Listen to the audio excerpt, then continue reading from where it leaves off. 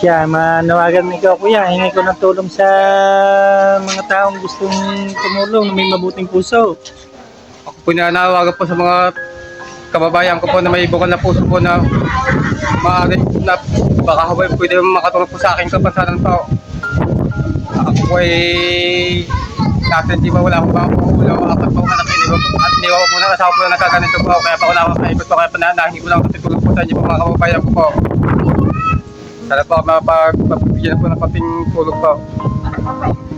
Wait lang kuya, ako kuya harap tayo. Kaya yan mga idol, itong si kuya ay dito sa amin ng panghihingi ng limos para pang-konting gastos. Magandang umaga po, magandang tanghali po mga kapuso po. Narito po ko po sa aking pong kaibigan po. Ako po ay nagpapanood po na makahingi po sa inyo po ng pagtutulong po sa aking pong kapansanan po, sa aking pong kalagayan. Ako po ay apat po ang anak, iniwan po ng asawa po ng kaganito po. Kaya po ako nakapalipit po ng tulong po. Sana po ako matulungan niyo po mga kababayan ko po. Yan, ito po. Yan, ito po ang nangyari sa kanyang kapansanan, yung kanya pumulo, wala na pong baho.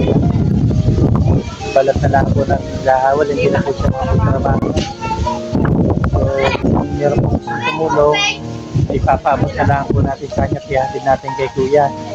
Ano po, salamat. Ito po. Salamat po.